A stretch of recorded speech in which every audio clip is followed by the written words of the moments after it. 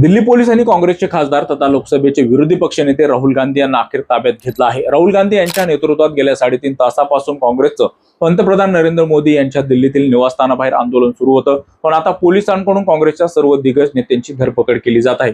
राहुल गांधी यांच्या नाकाला दुखापत होऊन नाकातून रक्त येत आहे। नरेंद्र मोदी यांच्या घराबाहेर काय घडलं सविस्तर जाणून घेऊया त्या व्हिडिओच्या माध्यमातून।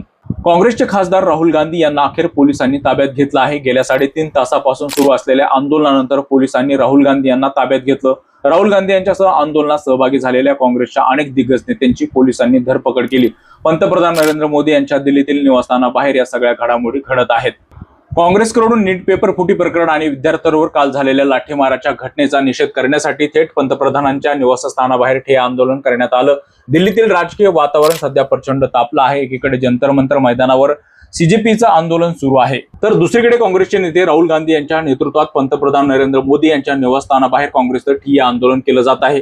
जवळपास 3.5 तासापासून काँग्रेसचं मोदींच्या निवासस्थानाबाहेर आंदोलन सुरू आहे। राहुल गांधी यांनी नीट पेपर फुटी प्रकरणावरून विद्यार्थ्यांना न्याय देण्याची मागणी केली आहे। यासाठी त्यांनी केंद्रीय शिक्षण मंत्री धर्मेंद्र प्रधान यांच्या राजीनाम्याची मागणी केली आहे।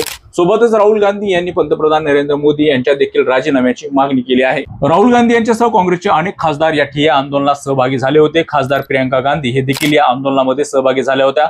समाजवादी पक्षाचे खासदार अखिलेश यादव हे देखील या आंदोलनामध्ये सहभागी झाले। यावेळी आंदोलनाकडून पंतप्रधान नरेंद्र मोदी यांच्या विरोधात जोरदार घोषणाबाजी करण्यात आली। कर्नाटकचे मुख्यमंत्री डी.के. शिवकुमार, रणदीप सिंह सुरजेवाल, काँग्रेसचे राष्ट्रीय अध्यक्ष मल्लिकार्जुन खरगे यांच्यासह काँग्रेसचे अनेक दिग्गज नेते या आंदोलनामध्ये सहभागी झाले आहेत।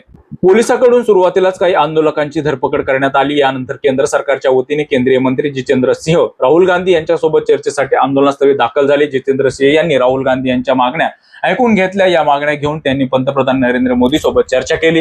केंद्र सरकार नीट पेपर फुटीबाबत संसदेत चर्चा करण्यास तयार असल्याचा निरोप घेऊन जितेंद्र सिंह पुन्हा आले, पण आपल्याला केंद्रीय शिक्षण मंत्री धर्मेंद्र प्रधान यांचा राजीनामा हवा आहे। त्यांचा राजीनामा झाल्याशिवाय इथून हटणार नाही, अशी भूमिका राहुल गांधी यांनी मांडली। यानंतर काही वेळाने पोलिसांचा मोठा फौजफाटा पंतप्रधान नरेंद्र मोदी यांच्या कार्यालयावर आला। पंतप्रधानांच्या निवासस्थानाबाहेर सुरक्षा रक्षक वाढवण्यात आले। यानंतर पोलिसांकडून आंदोलकांची धरपकड करण्यात आली।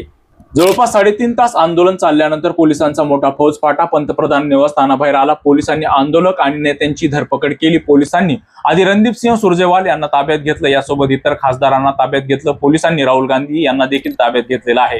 यावेळी राहुल गांधी यांनी पोलिसांचा जोरदार प्रतिकार केला। राहुल गांधी पोलिसांचा प्रतिकार करण्यासाठी अक्षरशः रस्त्यावरती झोपले होते। त्यांच्या नाकाला दुखापत झाली, नाकातून रक्त येत होतं, पण त्यांचा प्रतिकार पोलीस बळापुढे कमी पडला आणि पोलिसांनी त्यांना ताब्यात घेतलं। नरेंद्र मोदी यांच्या घराबाहेर घडलेल्या या घटनेबद्दल आपल्याला काय वाटतंय कमेंट बॉक्समध्ये नक्की व्यक्त व्हा।